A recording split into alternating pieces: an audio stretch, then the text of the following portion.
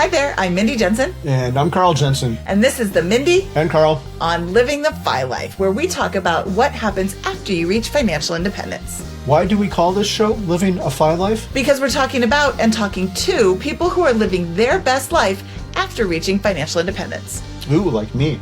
Like you. But today we're talking to other people. Who are we talking to? Today we're talking to Darren and Jolene, two people who, unlike some of us, are retired and actually don't have jobs. Darren isn't wife fi. They don't have a blog where they generate any money. They are actively withdrawing from their retirement accounts and spending it on the things they love. So rare. I love this episode because the internet retirement police are always calling out these bloggers and people who say they're retired because they're doing some kind of side hustle. They've got some Etsy prints or they're doing any of the numerous side hustles that people do. But these people, they earn a tiny bit of amount of money from something, but it's a pittance. So they are actually living off their retirement savings, which is pretty cool. And the really cool thing is they discovered retirement like very close to the time they actually retired. So they had just been savers and then they read some stuff and they're like, hey, we can retire. Bye job. Yep, bye job. Well, let's bring in Darren and Jolene and listen to them tell their story.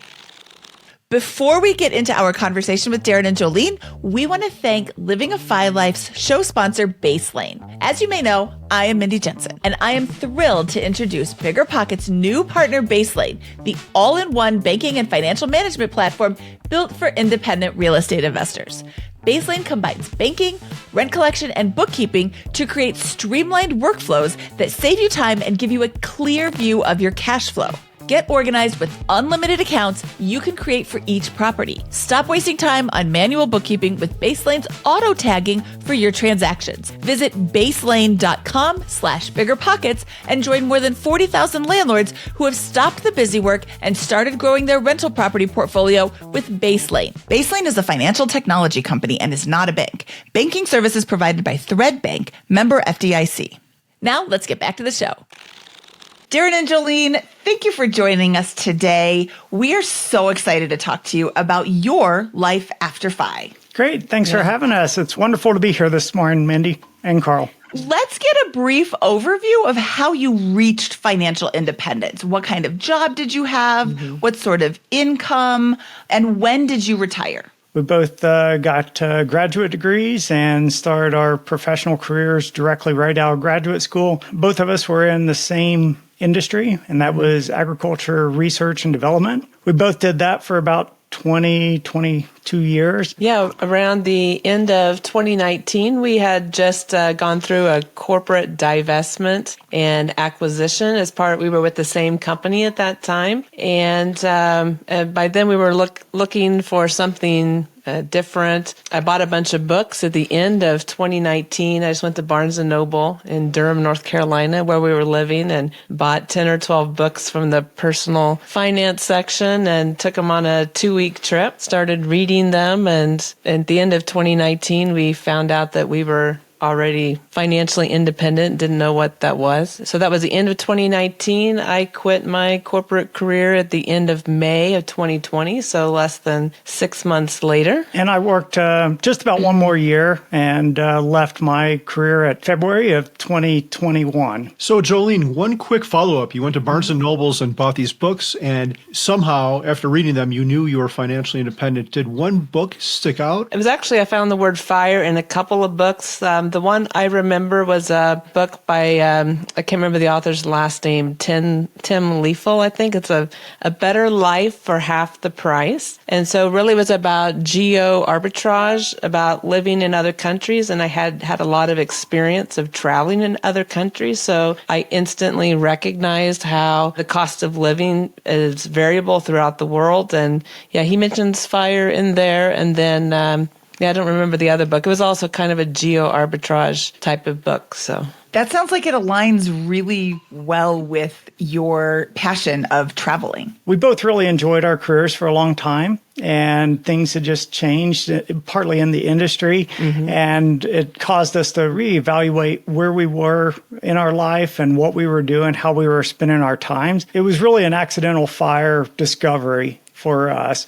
And so it just really made us evaluate a lot of stuff. Yeah, we didn't take a lot of vacations while we were working over our 20 plus years. So the idea of travel, we would always add on some trips like at the end or the beginning of corporate travel and like that. And we wanted to do more of that. We didn't really skip taking vacations. I mean, we had been taking 2-week vacations between Christmas and New Year's for 10 or 12 years and really enjoying it. We would travel to Europe for work and for vacation. We really enjoyed travel, but it was always compressed to 1 or 2 weeks or a couple of extra days on the end of a work trip. And there's a lot of the world that we wanted to go see. You know, when we reevaluated our life and how we were spending our time, like, you know, we have the resources now. What we need is the time to go do this. So, Darren, you said something which I thought was quite important. I'll back up a second. When I tell people about FI, a lot of people will say, well, I love my job. And it sounds like at one point, you two might have loved your job more than you did at the end, but then something changed. But because you were savers, you had the money and you didn't have to stay in that situation that had changed. And it sounds kind of maybe happenstance. You were saving and then the job changed and then poof, you had a reason for what to do with your savings. Since we got married, we'd always had a high savings rate. As we met in grad school, we were working in the same industry, in the beginning with competitors and at the end with the same companies. And so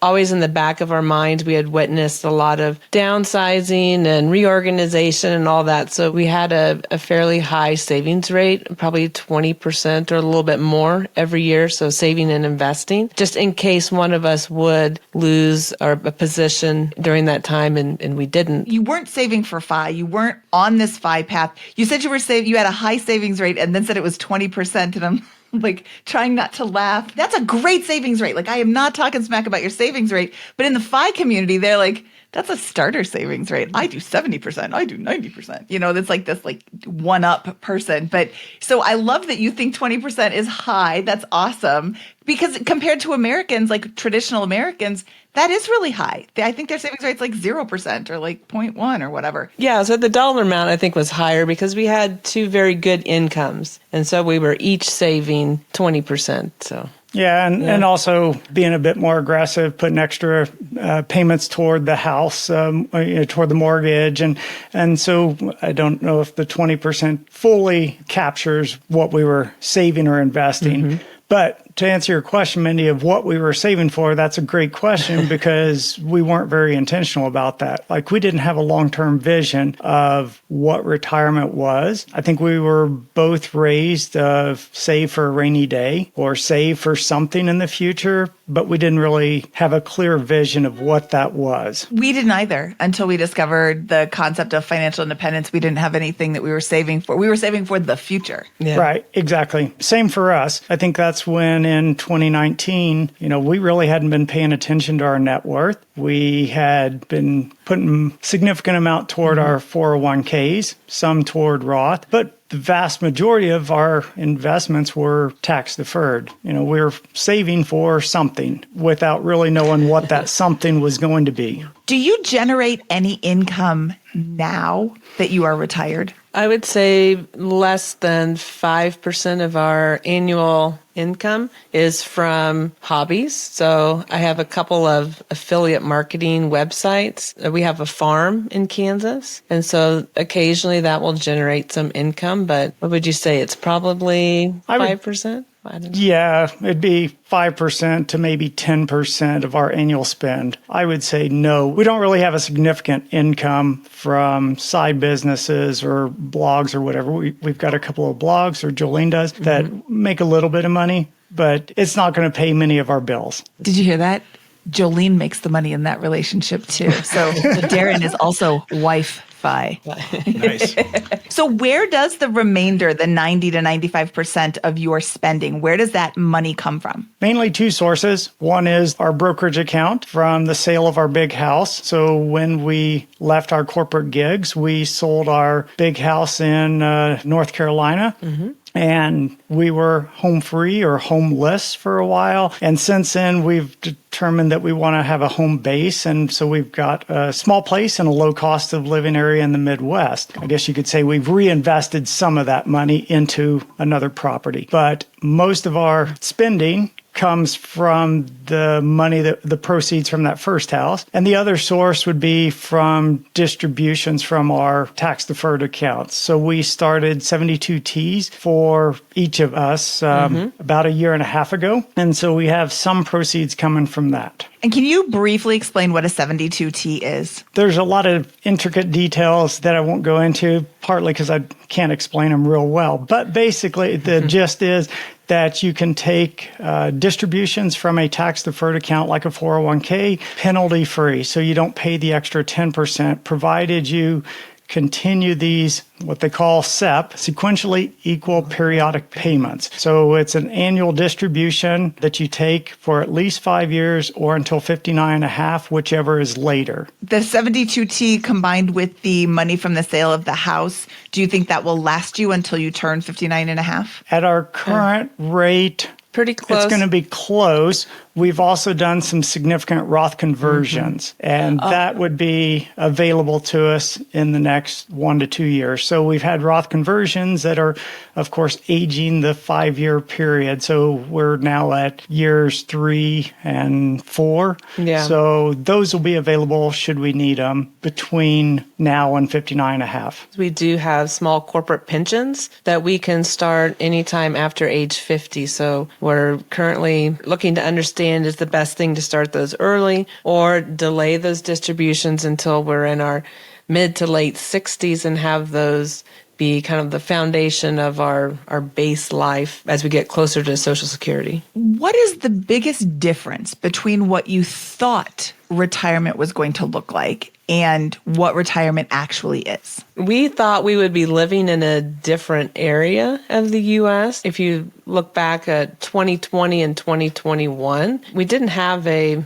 big plan. We both had been working for 20 years, not taking any time off really. I know a lot of people say you should retire to something. That wasn't my experience because I didn't have a lot of bandwidth, especially for the last 5 years before I quit, to think about what that would even look like. For me, it's been a lot of trial and error, especially in our travels, how we travel, when we travel. It's taking risks and trying new things. And if something works and we like it, we keep doing it. But if we don't like it, we stop doing it. So I'm sure we look very strange to a lot of people because a lot of people, I don't know, I'm speaking for myself, like to stick to the same kind of things. But I've always been a person who likes to try and experiment with things. So I didn't really have a vision of what our retirement life would look like because we kind of dove into this pretty quickly. So I know a lot of people really plan for retirement, whether it's traditional or those who are on the path to FI for many years, they probably have a pretty good vision of what their post-FI life would look like. For us, we discovered we were FI,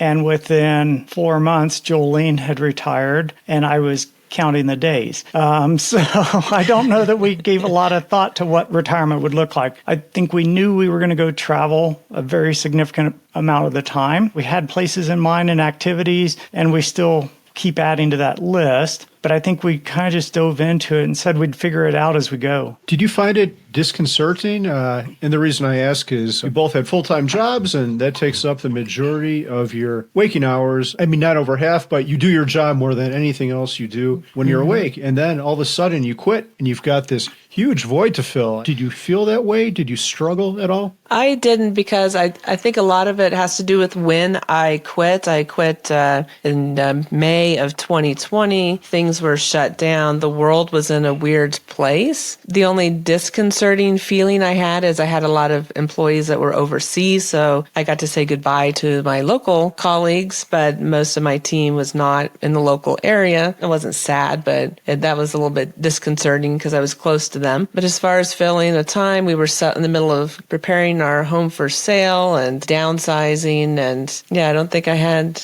any anxiety or... I think a lot of people do kind of struggle with retirement early or traditional with what to do with their time and maybe lack of direction. So much of our life is directed, whether we're a child or in school or once you have a boss, where somebody's generally telling us what to do. And suddenly we didn't have that. But I think we're both fairly independent. We're both firstborns, and we kind of do our own thing anyway. I think when we had this sudden freedom, it wasn't disconcerting at all. I think we both found it a great relief. Well, it sounds like y'all have done it successfully, and I'm thinking of someone who did not do it successfully, and this was my own father. He was an electrician, and he was laid off during the Great Recession, and his whole life was tied up around his job, and I think even his sense of value. So after he lost his job, the economy never really recovered where he was at. He never went back to work. He never transitioned to anything else. He put on a lot of weight, and eventually it killed him. You can't do an A/B test on life, but I think there's a pretty good chance that if that didn't happen, he would still be alive because he just went into this tailspin. Do you have any advice for people making this transition? I'm particularly interested in this because of something you said, Jolene, where you said you didn't really have time to contemplate what your life would look like after work. But despite that, you all have seemed to have transitioned pretty successfully. Yeah, I don't know. That's a good question, Carl. I guess it's going to be different for every person on the transition and how to do that. I would say people, just I'm spitballing here, but it's okay to give yourself some grace and to relax for a little bit. But if you're going to sit around on the couch and eat Cheetos and watch TV all day, you might be better off staying at work. You can do that for a small amount of time. But if anything, retirement is an excuse to be even more active, get yourself in shape. And I would just experiment, try it. If you're not sure what you want to do, try a bunch of different things. There's so many different things the world has to offer. Go play pickleball with the seniors at the rec center. Go for a walk. Take a painting class. Don't do drugs or alcohol, or don't increase consumption of that. Don't sit on the couch. That's equivalent to drugs. Just get out there and do something. I think you'll figure it out. And if you don't, you can always go back to work. Another thing I often think about, if we would have stayed in the Research Triangle area and been surrounded by other high achievers and leaders, those were the people we were interacting with before we quit. I think it would be more of a challenge when you're surrounded by other people, let's say in areas where people are very ambitious or career focused. I mean, that was what that area was like to live in. It had other benefits as well. Yeah, I think maybe tying into that is the social aspect and who you're surrounded with. You know, for somebody who just retires and all their friends and their network are still working, I think it'd be a lot more difficult to get motivated to go do stuff. You know, if you're waiting around for your friends to get off of work to go whatever, play some sort of sport or cards or whatever you do, that would be a little tougher to get motivated and get off the couch versus having others have the similar interest and the time freedom to go do things. So I think that's one of the nice things that we have found within the FI community is making friends who also have similar values, similar interests, and the time to go do these types of travels and experiences. For example, we live half the year currently in a very rural area, and there are no major employers, so everyone is doing life kind of on their own terms. The big employers are governments like school and just the guts and machinery it takes to run a county or a city, and farmers and ranchers. So the people that were around, at least when we're in the U.S., are quite different and have a different lifestyle or approach, I guess, than what we were living maybe in the past 20 years.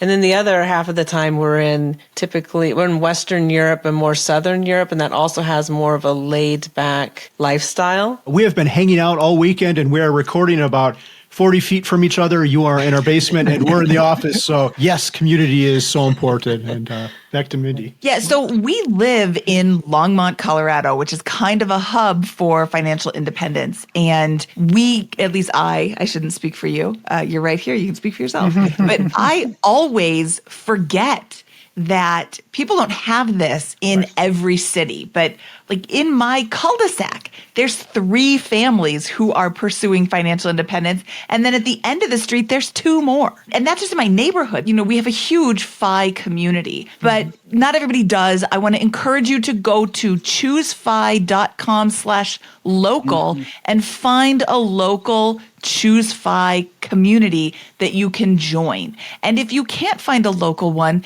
then reach out to Brad Barrett, who runs that, brad@choosefy.com, and ask him if you can start a local chapter, because there's other people near you who are frugal weirdos and financially independent or pursuing the financial independence journey, and having somebody to bounce your ideas off of, or just even hang out with who isn't your traditional consumerist American, can really change your path and change your mindset. And when you're constantly being told, oh, that's such a stupid idea to want to retire early, it can kind of derail your plans. But when you've got other people in your life that are saying, yeah, I did that too, and everybody's in a different position in their journey. Maybe you will be a mentor to somebody, and maybe somebody will be a mentor to you. But having that physical interaction locally is so valuable. I can't stress that enough. So let's go back to you and your relationship. Working in the same company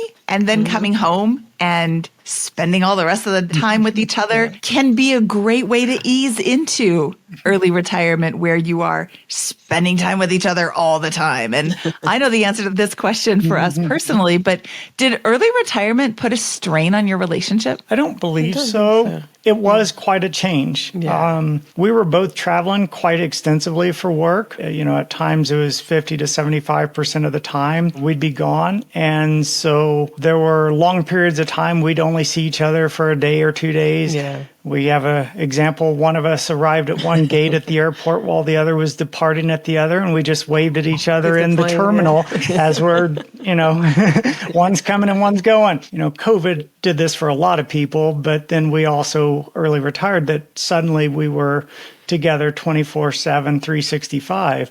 And so it was a huge change, but we have mutual interests and we have our own separate interests too. One thing that's helped us is we do have what's called like a weekly marriage meeting. So we try to do it on Sundays and talk about who's going where for the week, what projects need to be done, et cetera. So I think it stops a lot of, arguments or things from festering, because, you've got that meeting coming up. So I love that. Do you have like an agenda that you follow, or is it just kind of a check-in? A little bit. It's pretty loose. We start with a bit of gratitude, thankful for what each other has done during the week, talk about what went well, and then what's coming up, and then usually end with, is there anything that we should have done different or better? I love that. So I think communication is so important in marriage. And I was one of the last of my friends to get married. I watched several friends go through marriage that they probably shouldn't have gotten married in the first place, but then I watched their marriages fall apart. And I decided that when I got married, it was a one and done situation, and I want to prolong my marriage. And Carl, what am I thinking right now? The bull. I'm actually not. You don't know what I'm thinking unless I tell you. I have no idea what you're thinking ever. The bull. Unless I ask. So I think that I love this weekly marriage check-in, and I want to encourage anybody who is married, anybody who is partnered up with somebody, have this weekly conversation, because marriage is work. And it's a lot of work, but it's a lot of little work if you're doing it all the time. And it's a lot of big work if you've let it fall to the wayside. And Carl is my favorite person on the planet. And I don't ever want our relationship to not be amazing. So every single day we work at it a little bit. But guess what? We are going to start having a weekly marriage check-in.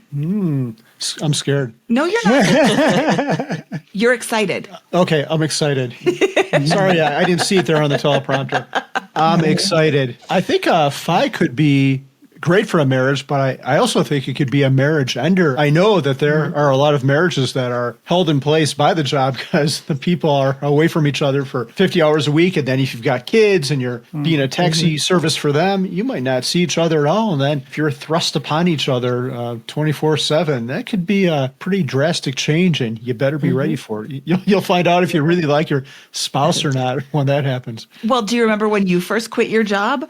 All of a sudden, he had time to pay attention to stuff. And we had a whole lot more fights in that 1 year, that first year that he was retired, than we did the entirety of our marriage before that. And that's not to say that they weren't legitimate concerns that we had, but it was kind of an eye-opener. So I really like this weekly marriage check-in.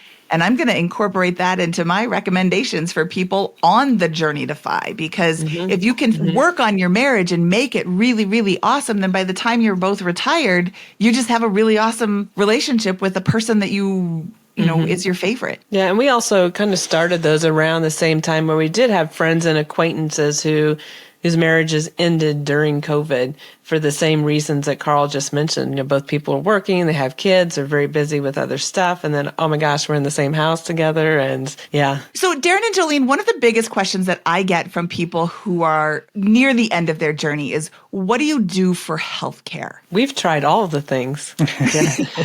Well, we haven't done the health sharing. Yeah, That's the only one that we haven't done, and we don't plan to go that direction. One of the first things that many people do when they leave a corporate gig is take out COBRA. Actually, I guess we skipped that part because for us, COBRA was going to be stupidly expensive. The other one that comes up a lot in the FI community is ACA plan, or ACA subsidized health insurance plan. And we did that for a year, and it was great. We had good coverage locally. The problem for us was that it didn't really provide us coverage for traveling when we were outside of our area. You know, it didn't fit our lifestyle. And the other challenge with it is we were wanting to do Roth conversions, which would push our reported income above where we would get any subsidies. So it really didn't benefit us from that standpoint. So we found a Cigna Global plan that was pretty cost effective. With that, it's cheaper the more you stay outside of the U.S. So it's really meant for those who are not in the U.S. much. They have plans that would allow up to 1 month in the U.S. or up to six months. And we went with the 6 months. So we knew we wanted to travel at least half the year. And so we went with a 6 month allowance, I guess you'd call it, for a couple of years. 2 years, yeah. And then now we are using a Farm Bureau plan. So those are available and they're adding more states. But the last I heard, I think it was 10 or 11 states that have these. They're cheaper than our Cigna International plan. And actually less than what we were spending as corporate employees with very good plans. Oh, wow. So we actually have been spending less on insurance premiums than we were as employees. Because if you're a married couple with a lot of large corporations, you have individual plans. You're not part of a spouse can't be on the other individual's plan. So we are paying full individual plan prices at our employers. The one challenge for the Farm Bureau plans is that you do go through underwriting, meaning that they will disqualify pre-existing conditions, whereas like an ACA plan will accept, I think, just about anybody. That's how they keep the costs down, is that they are primarily insuring healthy people. So that is a new plan I hadn't heard of, but also if it's only in 10 states, it's probably not in my state. And I have insurance through my employer. But those two are the ones that I have heard most frequently, the two that you tried, the ACA and the like traveler's insurance. Cigna Global. Yeah, where you're outside of America for 6 months and a day or longer. We heard about this Farm Bureau plan both from people locally, so small business owners and farmers are on these plans, and also through more like conventional retiree groups, especially people who live in Illinois or Kansas, Tennessee. There's a few states where there's a large farming demographic that tends to have these sort of plans, and they are looking to increase these plans in other states. I think they're adding Nebraska for 2025. The underwriting process is essentially a blood test and a review of your last year's medical happenings. To wrap up this segment, I have one more question for you. Do you worry about running out of money? I don't. No, I will add that we are currently working with a Fee-only. firm for a fee-only retirement plan that will help us better define our future retirement spending, primarily to ensure that our future selves are covered, and then essentially define what we can spend on discretionary stuff. Basically finding our fund number or our fund bucket expenditures. That should give us even more confidence. But at this point, we're more or less spending 4% of our investable assets. That's been our guidance so far from everything we've heard and what we know, with that. And Social Security, whether it's 100% of what we see today or 80% of what today's benefits are, we're confident that there's going to be something available to us in whatever 15 years, 16 years when we hit retirement age, according to Social Security. And then with pensions that we have, although they aren't great, they provide something. So between those for future spending and our current investable assets, we're really confident. Our biggest question is, we're in our go-go years right now and we're out seeing the world. Should we be spending more? Should we be upgrading our experiences now and over the next 20 years and not ending up with a bunch of discretionary money in our 70s and 80s when we are not as active? Ooh, I like that comment. Should we be spending more? We're going to talk about that more in the next interview. And I think people worry about the wrong thing. You shouldn't worry about running out of money because you probably won't. You should be worried about running out of life because you're probably not going to run out of money, but you're definitely going to die. Hopefully not for a long time, but it's going to happen. Darren and Jolene, you are going to die. That's a great thought to end the show on. Thanks, Carl.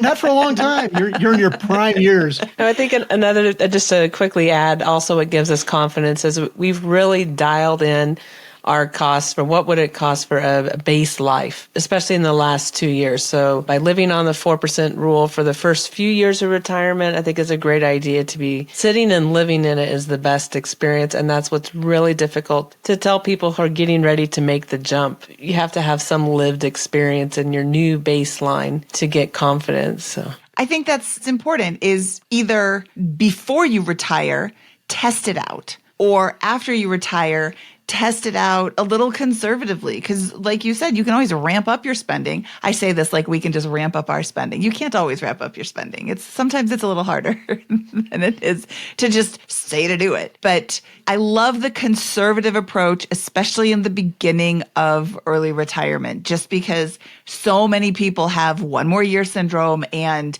do I have enough money? And maybe I'm going to run out of money. So maybe don't blow everything right in the beginning of the journey. Darren and Jolene, thank you so much for joining us today. Is there any place that people can connect with you online? we blog sporadically at daretodrawdown.com, and we also have an Instagram account where we post some photos about places that we go kind of off the beaten path, almost exclusively off the beaten path. And then also the North Central Kansas Choose Fi group. And we do try to go to several live in-person Fi events. So this coming year, we're going to be at 4 Camp Fi. So one in early January, both weeks in Spain, and the first week of Rocky Mountain Camp Fi. So, for those who are going to those events or the Fin Talk cruise, we'd love to meet up in person. And what was that Instagram handle again? Dare to Draw Down. No numbers, just the words Dare to Draw Down. Yeah, if anyone is interested in 72Ts, daretodrawdown.com has a really great article on them. I was asking Darren and Jolene some questions, and they're like, you should check out our blog post. So I did, and I had no more questions after that. So that is a great place to start if you're interested in a 72T. Thank you so much, Darren and Jolene. Yeah, you bet. Thanks for having us. And check back in down the road because we are going to have Darren and Jolene back on to talk more about their life after Fi.